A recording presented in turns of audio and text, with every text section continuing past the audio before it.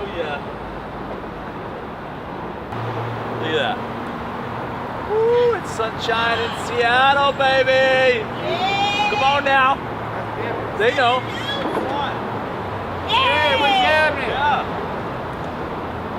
Okay. Everything I love about Seattle is happening today. The wife gave me the convertible to bring down to the shop. Here's my deal here. But there you go. Freaking parking ticket.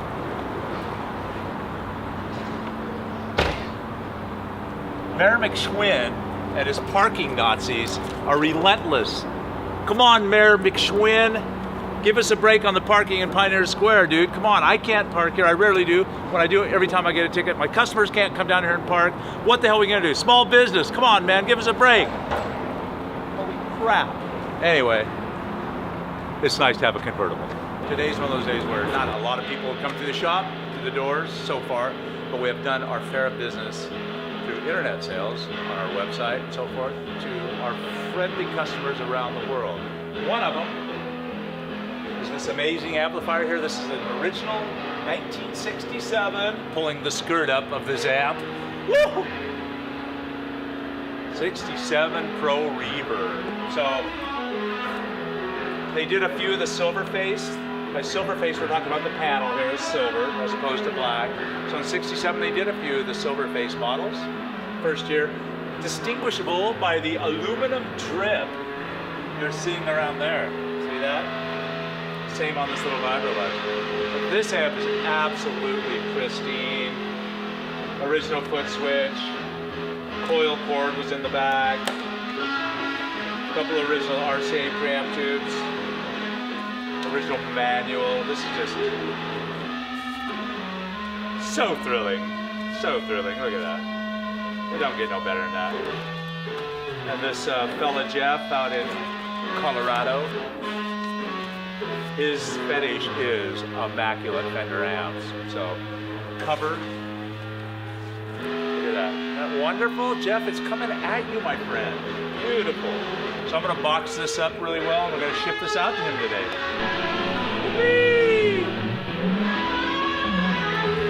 Jay is really good at finding sweet, old, vibey stuff, and this came in probably a couple weeks ago or more. We've been researching the heck out of this thing, and still haven't quite come across the official name, so I thought it'd be a great piece to kind of show. We know for sure it's a 1960. In 1940, what we've gathered is Valco made Nationals around that time up until the 60s. They were putting serial numbers on these little titanium kind of aluminum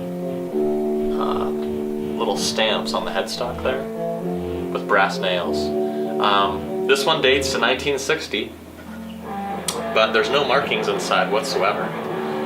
I think it's between either a Sierra or a model called the Club Combo. It's got this blend up here, two knobs, two humbuckers, but the inlays on this thing are amazing. I haven't seen a national guitar like this yet with the style inlays, so maybe it's a custom-made one, who knows, but very, very cool guitar. The other cool thing about this guitar is the two pickups. I mean, a lot of these early ones had just a single one, so this is cool. It's got two, and they're very fat sounding, very humbucker-like. I like it a lot. It really adds a sweetness to the body and everything, so it's pretty cool. So, yeah, old Grover tuners. Kind of creamy yellow aged finish going on. That cool pick guard. So if you know anything, let us know if you're watching this video. It's pretty cool. Okay, gotta show you guys this. The case alone is worthy of orgasmic guitar punctuation, whatever the hell that is. But look at this. Okay, so this is an original 52 Tele case, and in it, this is a share of 52 Teles. This is a really cool one. Look at that. So when I got this guitar a couple months ago, some guy had done his own finish job on it in the 70s, which basically was a paintbrush. So he stripped it and just painted it. I mean, it looked kind of cool, but it was obviously just an amateur job, and he managed to keep all the parts intact. So all the parts were there. The neck, he didn't mess with the neck. The neck has some really great natural wear on it. Look at that. I mean, that's Keith Richards, man. You can't duplicate that with any kind of relicking. Nice flame in the neck. Really cool guitar. Had the cover, had the original pickguard, everything. Everything's there. So I had a buddy of mine named Joe Reggio, who builds fantastic guitars and does great work on guitars. He did a really cool nitro finish on it for me. He relicked it, but he did a great job, and it looks really authentic and really natural, and it just turned out fantastic. Look at that. So this is going to a good buddy of mine, Greg, who buys cool guitars from me, and he's gonna pick it up tomorrow, and we're all excited for him to see this thing. Ain't that the bomb? Okay. There's one more thing I want to show you that is way on the other side of the world, and that is this great little poster. These young Japanese rock stars came in, these three gals, and they are called the Akabon Vulgars on Strong Bypass. Now, is that like one of the coolest, most bizarre names you've ever heard? I tried to ask them where they got the name, but they didn't speak English very well, but they were kind enough to sign the poster. And their North American debut album is called The Rumps Smolder at the Gloom. Another great title. I mean, from what I understand, these guys are amazing, and it was really cool to have them come by the store. They were amazed in their own little Japanese way. It was really cool. So there you go, girls. Soulful, blues-infused garage punk from Tokyo, Japan. The Akabon Vulgars on Strong Bypass. Look for them.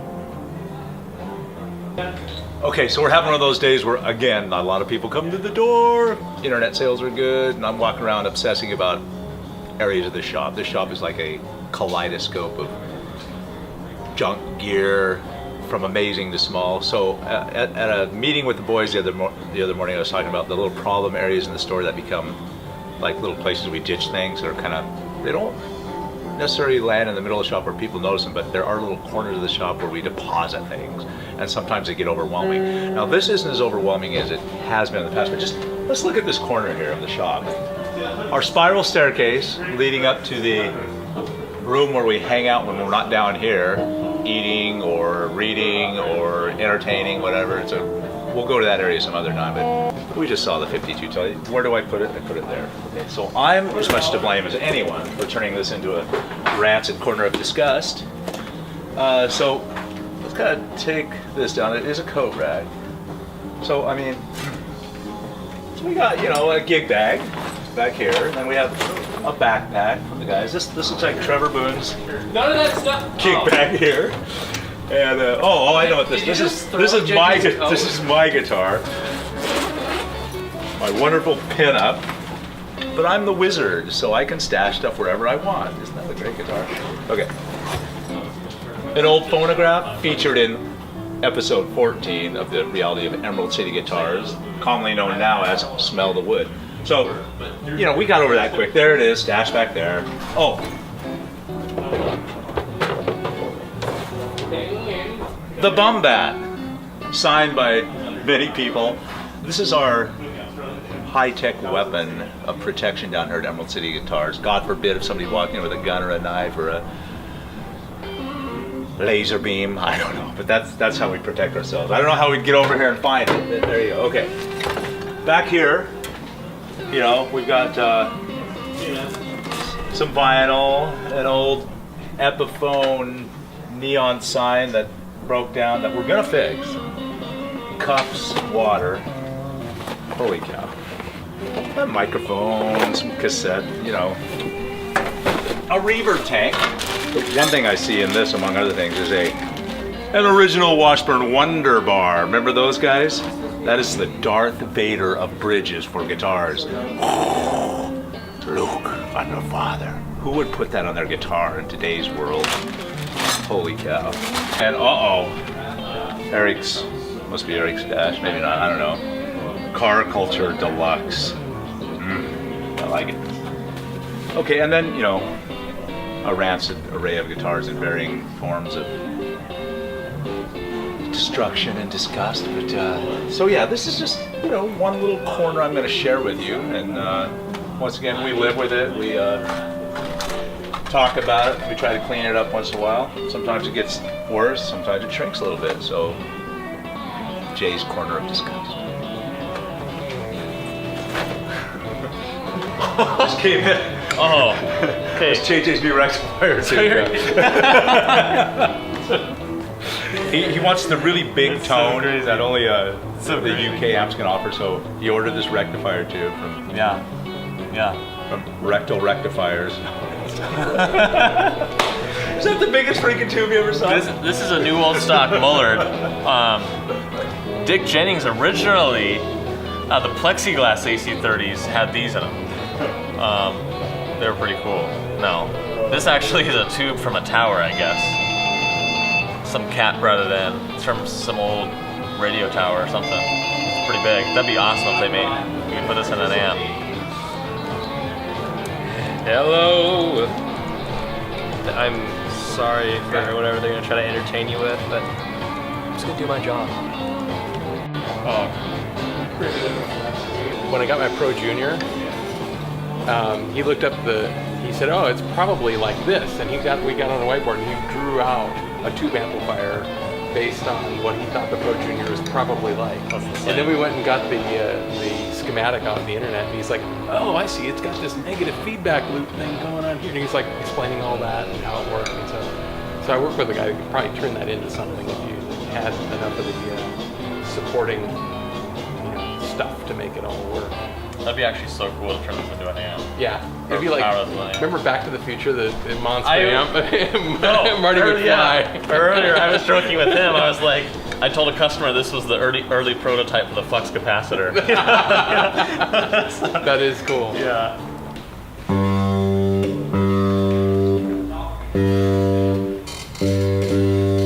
It's like it's coming from the headset. Yeah, Can you hear it? Yeah. Which screen? Well, I mean, we're hearing a little bit of like Certain notes or what's going up and down the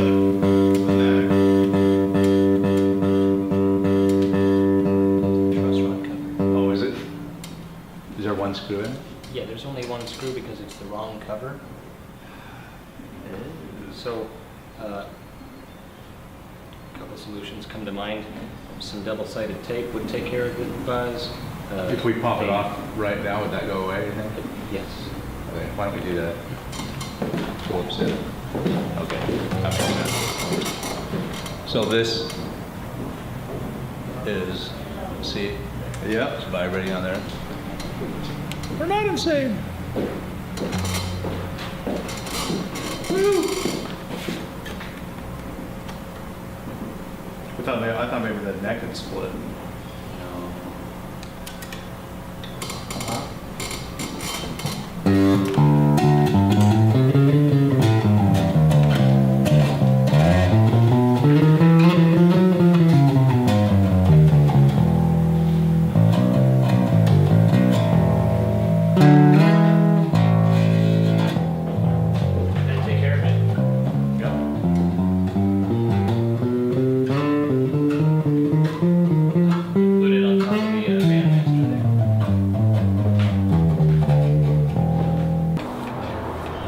What always makes me laugh is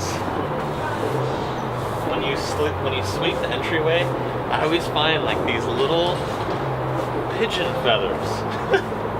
It's like the pigeons from up on the top of the building out on the street.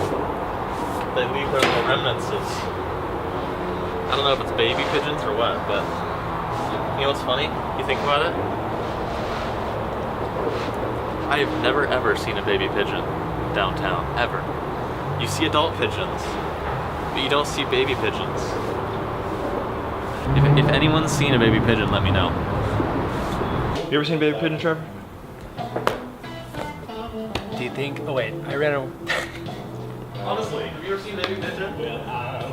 No, I've never seen I haven't been looking for them. You don't even need to look for them. No, it's about baby pigeons, are known as pups. My parting words are always, protect my kingdom. Bye, Jordy. See you in the morning, okay? See ya. Okay, another conclusion of another 5-day at Emerald City Guitars. Racing off to the girlfriend's house in the wife's convertible. Just kidding, Corey. All right. Have a wonderful weekend, Seattle. We don't wear seatbelts around here.